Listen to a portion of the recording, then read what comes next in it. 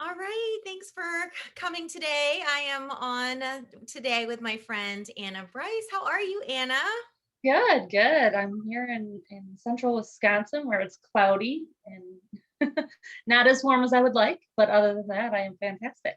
We were just talking how I was like, oh, it's nice and sunny here, but we've gone from like 70 degrees to 50 degrees. Like the weather just can't make up its mind. Yeah.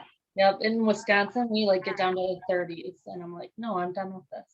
Yeah, yeah, I would be freezing. Like my fingertips and my toes would be white. It wouldn't be fun. Yeah. So hope it's on the warm for both of us, especially for like baseball season, because we're both like baseball and sports moms. So we have a lot of that and a lot of traveling we were just talking about coming up as well. So we're totally getting ready to get into the zone of being on the road, right? Right? Yeah. We already started like our practices and stuff. And when it's cold like that, like as a coach, because I help coach my daughter's league team, like I'm like, we have to get out there and practice, right? And then by the end of practice, I'm like, I wish we would have canceled practice. I know because it gets so cold. We were out like at a baseball game for middle school yesterday, and I had like my Uggs on. I had my beanie. I had my warm winter jacket, blankets. Like, I'm like, I just want it to be warm. Can we just get to the warm part, please? Yes, please. But Anna, thank you so much for being with me today on the Reawakened Mom podcast. I'm so thankful that you are here. So I would love to just have you kind of introduce yourself and tell us a little bit about your journey to where you are now. And that could be about motherhood, about what you're doing with your business, whatever you feel in your heart that you want to start sharing. Sure. Well, first of all, I want to say thanks for asking me to be here because that's exciting, right? But so I'm Anna Brice. I have New Generation Leadership Coaching where I coach youth and usually moms, not so many dads that are interested in that, but they get curious as well. And we just talk about goals and dreams and what it is that they want to do. Communication is a huge thing. So I kind of got started down this path because I found myself the communicating can be so difficult at times. And for parents, being one myself, wanting certain things for my kids that maybe they don't want for themselves. Mhm. So it kind of was an eye opener where I'm like, oh, I'm pushing them in a direction that they don't even want to go.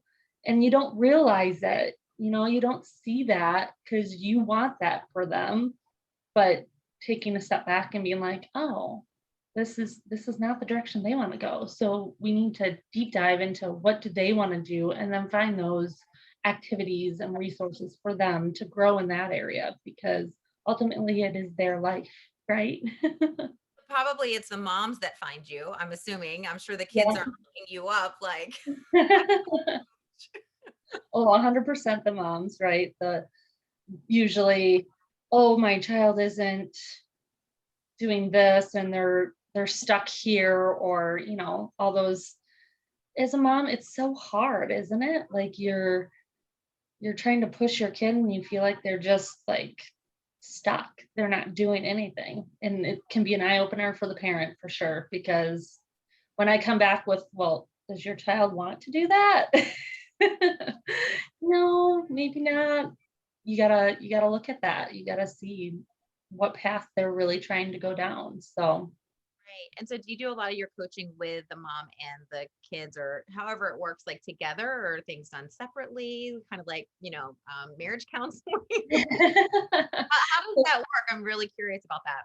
yeah, so usually the parents are looking for somebody to coach their child, right? So when we're getting into it, we start with, yeah, I'm going to be coaching your child, but I also want to bring in the family as well because that's an important part. For me to sit there and talk to the child and get all these ideas and grow with their goals and set different goals with them, that's great. But a lot of times the child's scared to talk to their parents about that. So bringing in the parents and saying, okay, this is the path they want to go down and having someone there to support them, that can be an important piece of that puzzle too. So having those sessions with the parents as well is very important. do you mind talking a little bit about what that might look like? Because I think it'd be really beneficial if there were like some questions or just some things that parents could kind of do like as like prep work or like beforehand or things they could do for themselves at their house to maybe build that communication a little bit with their kids because I do agree communication is so hard, especially I have teenagers right now. And that is just such a hard time to talk about anything other than please get off your phone or your electronic, or yes, I would actually like to do something with you and you be seen with me. You know what I mean? Because they don't want to be around me, I feel like. So, do you have any tips or suggestions or, things that how we could talk to our kids that might actually help a little bit? Yeah, for sure. So my number one thing, even in my own household, is just staying curious. Because I feel like as a parent, I can ask my child a question and they don't answer to my thinking that they're going to.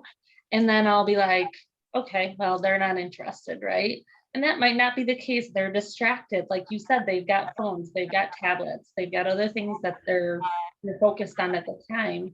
So just stay curious, keep asking them questions, and then set some time away for them to put those gadgets away where you can actually talk and have those deep conversations because otherwise if you just allow them to have those at all times, then they're not gonna give you answers that you're hoping for, wanting the details of. So setting time away for that and getting some good quality conversation is very important.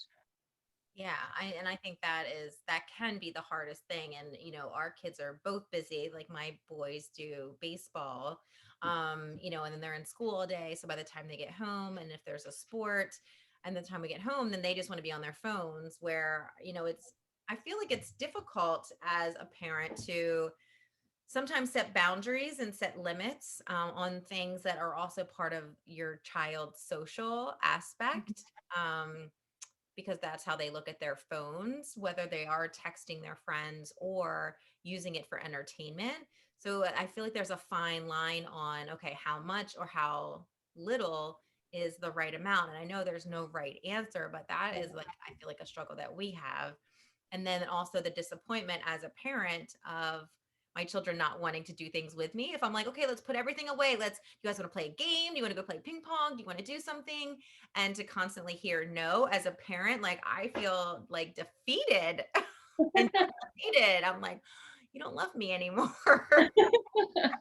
Well, because again, they're distracted with those other gadgets, right? Like they're like, well, I'd rather be sitting here talking to my friend on my phone. But you can set intentions of like, let's say every Wednesday night we're going as a family to do something, whether it's at home or it's somewhere bowling or whatever it is. There's different things that you can do as a family that don't involve your phones. It's hard for kids to be told no, put your phone away. But once they're used to it, it's a part of their routine, right? They're like, every Wednesday we do this. So I'm expected to put my phone away and we're gonna go do whatever it is the family is doing that day.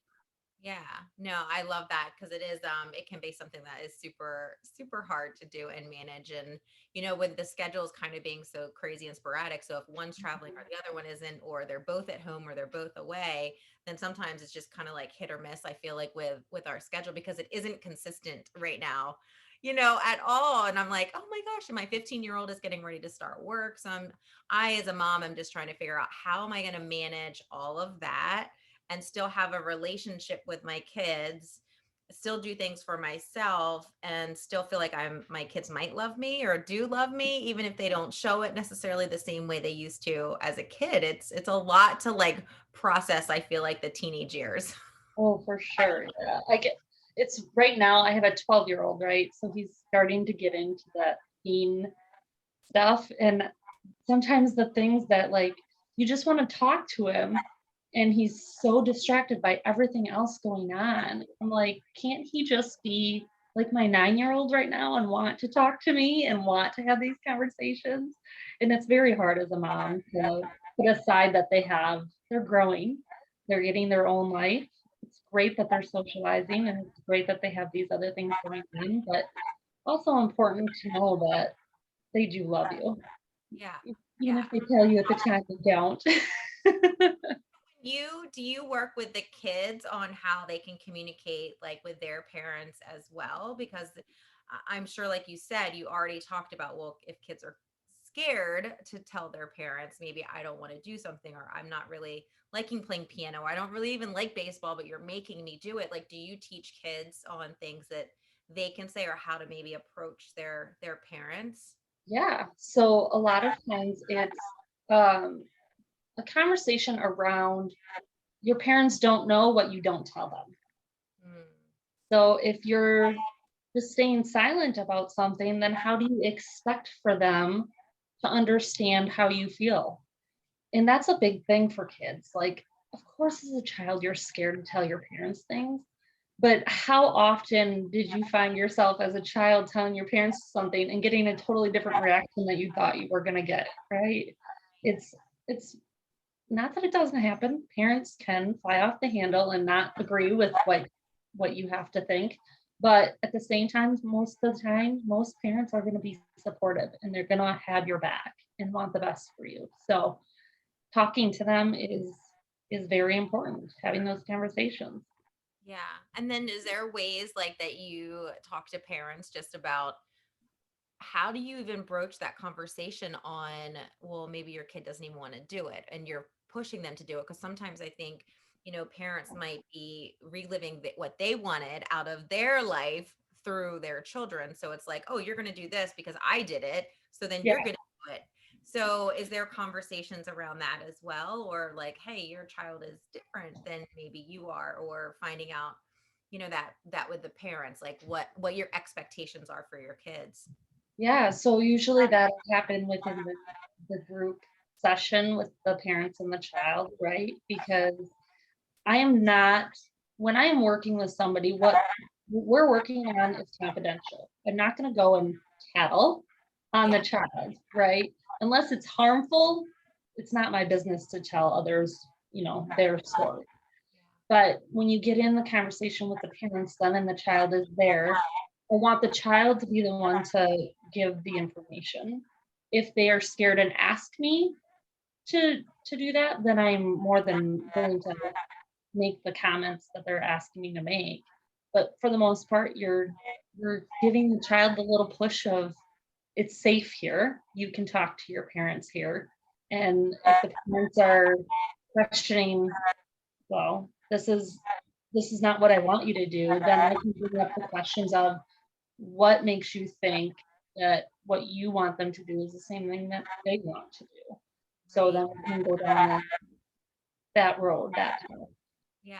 Oh my goodness. No, that's great because I think it's such an important thing to do, is because communication is so important for everyone, and Yeah, that communication, there's so many different types of parents, and so many different parenting styles. So, if parents think, well, I'm the authority and you have to do everything I say, and if the kid isn't, that's not things that they necessarily like to do, it's very hard, right, I'm sure, for the kids to stand up for themselves, because it's like, well, you're my parent, without getting yelled at, and trying to figure out how to do that in a way where everyone can have that conversation calmly, without flying off the handle, which isn't always easy. right. Yeah, I grew up in a huge family, blended family, and even with so I have 3 kids, they're all different. I was different from all of my siblings. So parenting each child can be very different. You Some kids are really good at communicating, some not so much. So it's important for parents to realize that just because you did one thing with one child doesn't mean that it's going to work the same with the next child, right?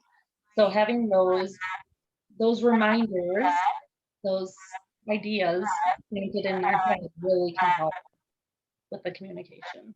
Right. So you said you grew up in a blended household. So how do you want to talk a little bit about that, or how that was growing up, or did that change maybe how you parented, or did you see a great examples and you're like, "Oh, that's how I want to do it." Like, how was that growing up in a blended family? It's funny because I think you always grow up and say, "I'm never gonna be my mother."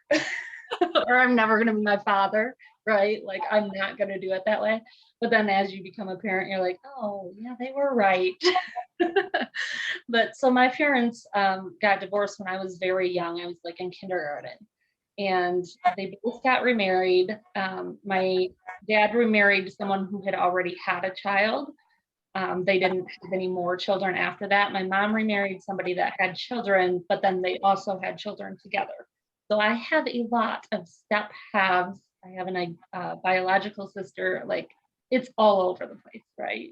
Goodness. Yeah, yeah. So, but I've always grown up saying that's my sister, that's my brother. Like, I don't go to the step and the halves because that can just get so confusing for people. Yeah. So Yeah. where did you fall like in with everyone? Were you like one of the older ones Yeah. or So I would have been the third oldest. okay. So yeah. Yeah. And I think that gives you a different perspective on things, right? So I saw how I came into this blended family. I had an older brother who's 10 plus years older than me, right? I have an older sister that's a few years older than me. And everybody is younger. So I get to watch how everything has been different since this, right? And as a child, that's very confusing. Like, why did they get to do that and I don't get to do that? And why are they getting this and I never got that? But I think as you grow older, you realize there are reasons for things that you'll never understand. Like, I wasn't the parent. I don't know financially what was going on. I don't know, what other relationships were affecting that. So it's hard as a child to understand that. And that's part of the reason why coaching with youth was so important for me because it's hard for them to see that, but to have somebody explain it in that way that you're not seeing the picture that they're seeing can open their eyes a little bit and tell them like you have to realize there are things that you don't understand that they need to have control over and need to make decisions around. So Yeah. yeah, it can be very complicated in households, right? I mean, I'm sure that's a lot. So my husband had a son from a previous marriage. So when we got married, then I instantly became a stepmom. So I'd known Slater for many years before we got married, but just coming in and being like an instant mom. But we shared custody with his biological mom. So it was just interesting coming from that of when he would go to his mom's house, like there was no kids at home, and Mike was typically working. So like I was home by myself to then when everybody was in the household. So I'm sure that was different for you too, going from household to household and then the different rules that were set in each household. Because I know for us, we had different rules than his mom. So it would make it hard to kind of go from house to house and then the rules change. I'm sure that's really hard for kids. Did you find that was difficult, or were the households like similar in ways, or Yeah, so we had similar but very different, right? So like when I would go to my dad's, the main rules are the same. Like they want you to be safe, so they're gonna set rules to keep you safe. But at the same time, when I went to my dad's, it was the older kids. So we got a little bit more freedom in that way. When I was at my mom's, it had to be more structured. It had to be more tiny rules in there that maybe could have been pushed away because we were older, but yet we're setting an example for these younger kids as well, so we right? have to abide by these rules as well. So it could be difficult at times, but at the same time there was a lot that was the same too. And I think that piece where you have step parents, it's very sticky and difficult. Like I grew up, I love my step parents, especially now as I'm older and I have my own kids. I realized like I put them through some stuff for sure. And they still love me and they still did their best. But at the time I'm like, you're not my mom or you're not my dad. And I probably treated them horrible. And they still love me today, even though I did that, because they understood, that's a child. She doesn't know what she's saying. or it's, coming from being a step parent, like it is just a different situation to come into as well, because you're thinking like, how are they thinking? Like, I know I'm not their biological mom. So like, what do they call me? And like, do I reprimand? And, there's so many different situations that were going through my head, with my stepson, and just like, kind of like, where do I fit into their family that was already together? And then they were by themselves for a while when, my husband was divorced. And then now I'm here, and then just like, am I just like the fun one, and I try and like make sure I'm good and get on the good side, and you do all the reprimand, like, it was very interesting to try and figure out my place as a step parent too. Yeah, I could not imagine. I mean, I've been lucky so far in life. When I got with my husband, he didn't have children before, so we stepped into marriage as single, only people in the marriage, and then we had our children and we were raising them together.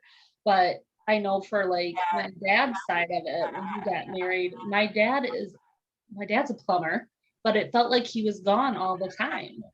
And so my stepmom kind of stepped up and took that role of, I'm the boss around here. You need to do chores. You need to do this. You need to do that. But she was still very loving, right? Like she'd still take us and do things.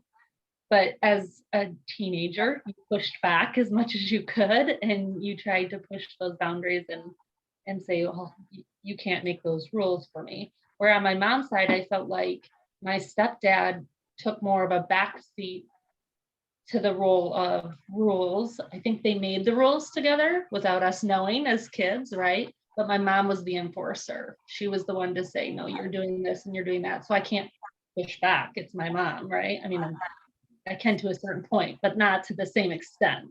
I Right. can't say you're not my boss because she literally was my boss. Yeah.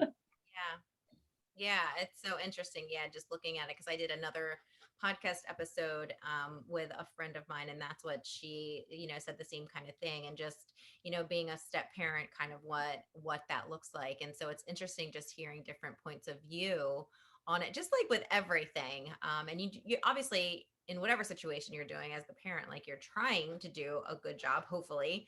Right. Um, but yeah, it's just a different situation to be in, where I feel like a lot of people don't talk about that a lot. Like, what is Yeah. it like to be, a step parent, and how do you blend families, and how does this even work? Because it's not really talked about. Yeah. Kind of, it just happens, like, and then you're married. Well, and it's funny because I feel like now, in the time we're in right now, it's being talked about more and more. And I'm seeing it more as these parents that are divorced, remarried, and they're bringing these children up together like as one big family, right? Like I see so many stories of mom and dad got divorced, mom has a new kid, and the original dad, not the dad of this kid, is still taking that child with his own child to do activities, which I Yeah. think is so cool to have that kind of relationship because you're showing the kids that you can still work together. Yeah. And I don't think that that's really how my parents did it. They just kind of handed the children off and was like, you go do your thing with your child and you go do your thing. Yeah. But they weren't where some parents can be clashing heads all the time. Mine weren't. I mean, they were just kind of, you do your thing and I'll do my thing. So That's so interesting. Yeah, I haven't really like looked at it or seen it that much recently, but I haven't been really looking for it. But I'm sure now that we are talking about it, I'll probably it'll see it come all up. the time, just like you said. But I think it's beautiful if two people do get a divorce, and they can still, be there for each other in a way as parents Yeah. for the kids. Because I think as kids, a lot of the time, maybe they think it's their fault, or what did I do wrong, or, put the blame on themselves, even if Right. it's nothing to do with them. It's more the relationship between the two adults. But being able to have that shared community of family, I think that's beautiful. That would be, I Yeah. mean, it never happens to me where I get divorced, Right. but geez, you never know what happens in the world. But Right. I think we're 18 years in now. 2004. I'm like, I think that's close. So I think we've got that coming up this year on the 15th of May. So I'm like, that's a really long time. It's almost half It my life is. will be coming up sometime soon. So and it changes all the time, just marriage and what it looks like, and then just with your ages of kids and how you parent and jobs and careers, and then if you're staying at home, if you're not, if you're working from home. So I feel like parenting is constantly changing and evolving too, and then what you think parenting is going to look like, and then it looks nothing like that. What's Right. in the midst of it, right? Well, and it's different for everybody, right? Like you're going to raise your 15-year-old one way, and then when my kid gets to be 15, is it going to be the same? I don't know, because times will be different, and we might have different expectations than the other person. So it's always good to get a different point of view from other parents, because whether or not you agree with it, it's nice to know that there's different ways to do it. So if I'm doing it a way that's not working, maybe I try it your way, you know? Yeah. So I think that's yeah. really important as parents and just moms that are listening to, is just know, like, there is no one right way to do something, right? There is no one right. I'm having a hard time saying the word right. I want to say white. There is no white way. Geez, right way to do it and to parent, and know that you can always change the way that you are parenting too. If you're not happy with the way that things are going in the situation, like, seek out help. Look for a coach, look for someone to help you as a parent too, because there is no book written for every single person and every single situation. Like, it is all different. So even if you go read the book, it might not fit your situation. And just know that, like, we're all going through it. Like, you're a coach, but, like, you go through stuff with your kids, you know what I Yeah. mean? So nobody is perfect. And so we're on this podcast, like, talking about, reawakened mom, and here's how you can communicate with your kids. But I'm sure, Anna, you have hard times communicating with your kids Oh, sometimes. 100% of the time. I mean, they're kids. They're gonna change, and the way you have to communicate with them is gonna change. I find that right now my oldest is the most difficult. Now I don't know if that's gonna change anytime soon or if it'll stay the same forever, but he's the more sensitive one. He's the one that once he gets something stuck in his head, it's like his way or no way. Mm. So it's I'm hoping that that changes, by the way. Oh, I got a dog in my face. Any comment here, because it is, like, I honestly thought, I had no idea what the teenage years were going to be like. I thought once I got past the terrible twos and the threes, like, I was like, we are golden. Like, if I can make it through those days, and, like, tantrums, whatever's coming up, and all the energy and running around, like, we will be so good. Because then they're going to be in school, and then, like, we'll have fun together and all these things, and then teenage years come and you have no idea. I feel like, as a mom, like, how isolate, like, you're like, I raised you this whole time, and I loved you, and I cared about, and, like, you don't even want to be around me. Like, I get, like, a sideways hug. Like, I don't, it's so interesting. I need to have someone that can, like, coach me on, like, teenagers, or like a teenage expert, because it's like, it's so interesting the way that, like, their brain has changed, like, their body, the chemicals in their body, all that stuff is changing, and their hormones, and then we just lived through a pandemic. So everything was changed for everyone in the whole world. And so as a mom, it's like you get a little bit heartbroken, I feel like, because I'm like, feel rejected almost, because I'm like, you don't want to be with me, like, I'm your mom. So there's an interesting shift, I feel, that starts to happen right around 12, Anna, where it's more of that, like, I want to be with my friends and I don't really want to be around you, and they're trying to gain who they are. You're coaching this, like, okay, well, your kid wants to do these things or they don't, so they're trying to figure out, where do I fit in? Yeah. And so they don't fit in with their mom anymore.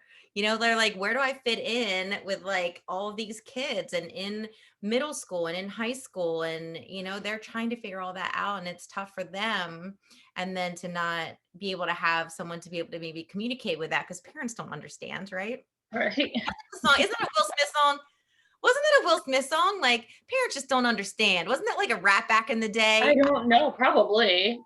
Go look that up. But I'm like a Fresh Prince of Bel-Air, like Will Smith, something about parents just don't understand. And now I get it. I mean, because Yeah, it's, and you want to understand, but there's just a communication gap. So I'm so glad that you're doing that too, because I think it's so important just for the yeah. relationship to be salvaged sometimes, you know?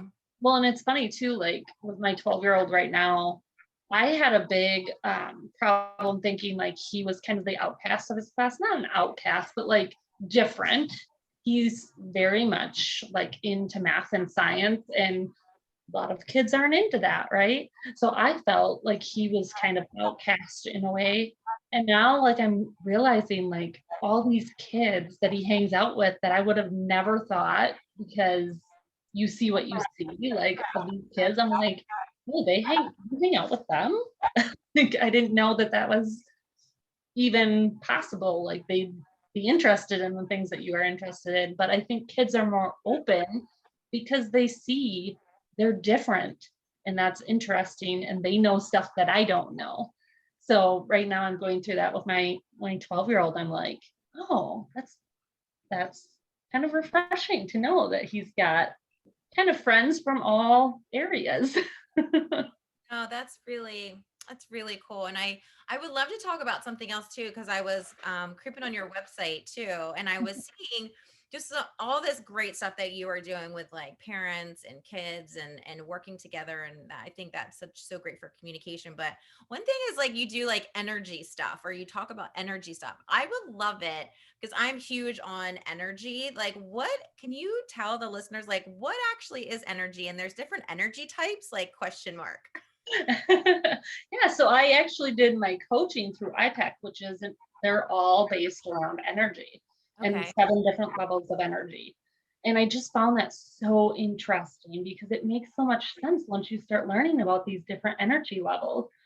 And for example, like I always told my 12-year-old, which he is getting better, that he would be giving me a very level 1 energy, which is being the victim. Like, poor me, like this is happening to me. I I'm like, I can't talk to you when you're in this level. Like, you have to move past this and figure out what do you want to do to change. And then there's energy that can be very anger, right? Like, you're just mad about everything, and then at least they're mad about it, right? Like, they're that you can do something with. And then there's, I mean, all different levels in between. And then like level 7 is just pure joy. Like, you're almost like in your own world. You just happy about everything, and just enjoy everything that you do. So it's an interesting way to look at it. And when kids see those different levels, it kind of opens their eyes to other people, because then they have something to relate. Oh, they're giving off this energy, or they're giving off this energy. And you can change people's energy just by being in the room with them. And you have to be very conscious of your own energy, because they can change your energy. Hmm. So you often hear like, hang out with like the top 5 people that you want to be like, right? Yeah. Because their energy is what you're striving for. That's what you want.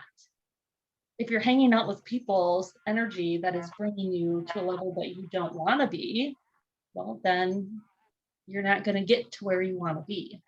So, yeah, that energy thing, I find it so fascinating, honestly. I think it's, my kids are like, oh, mom.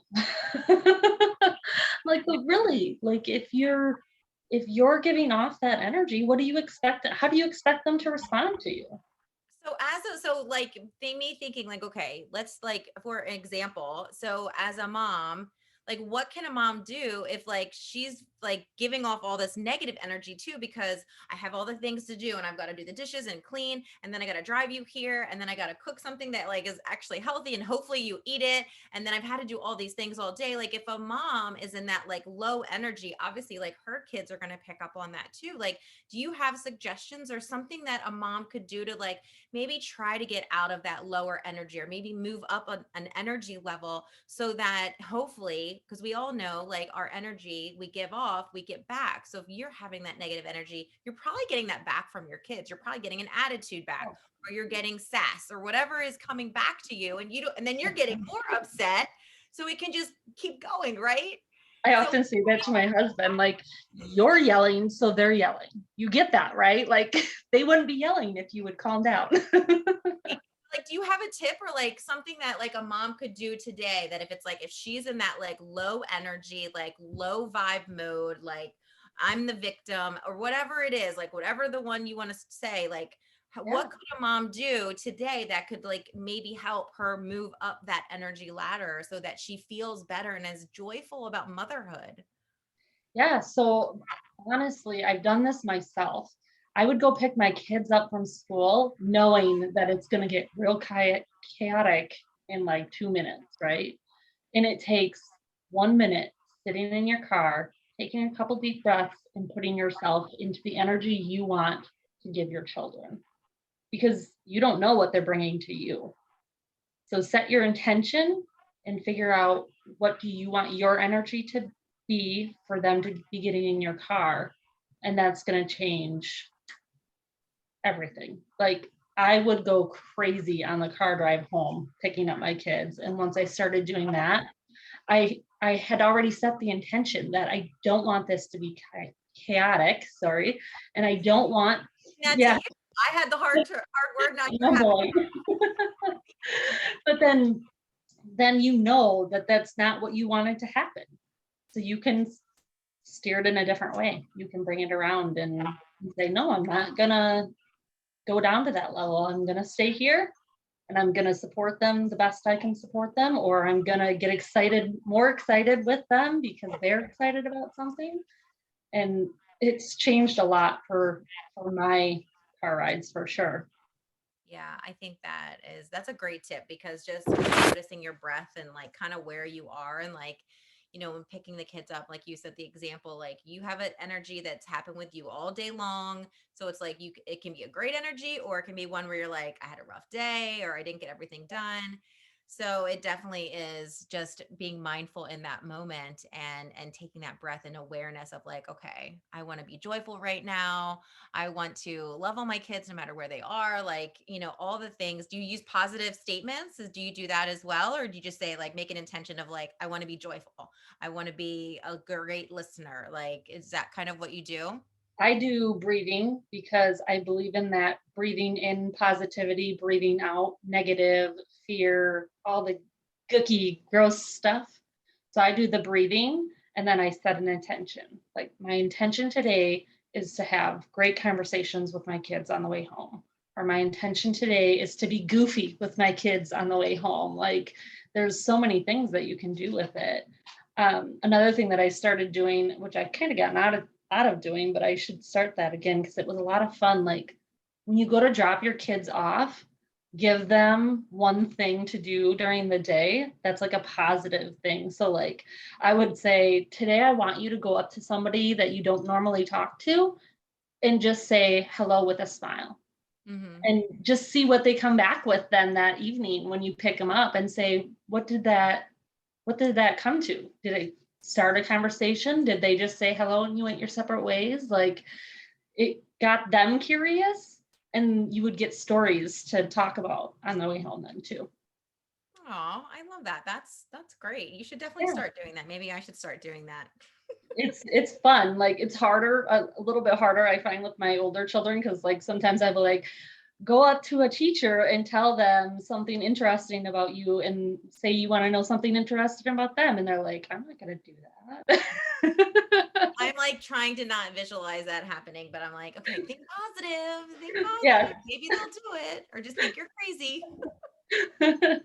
Oh, I love that. Is there anything that you haven't shared with the moms today that are listening that is just on your heart to share?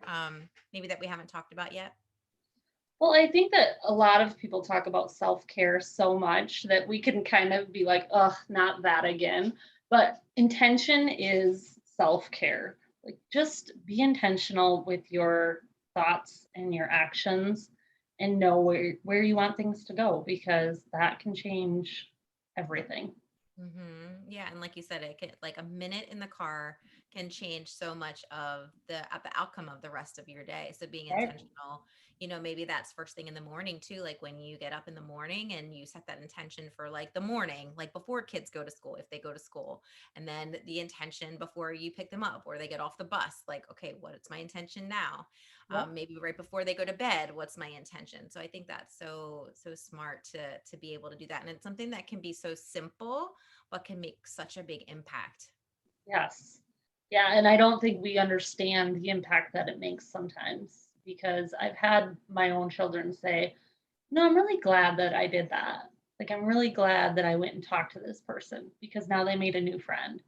And that probably wouldn't have happened if that wasn't talked about before. So, yeah. Oh, I love that. Thank you for sharing Yeah. intention. Totally going to be using that one as well too. So, Yeah. last question for you, my friend Anna.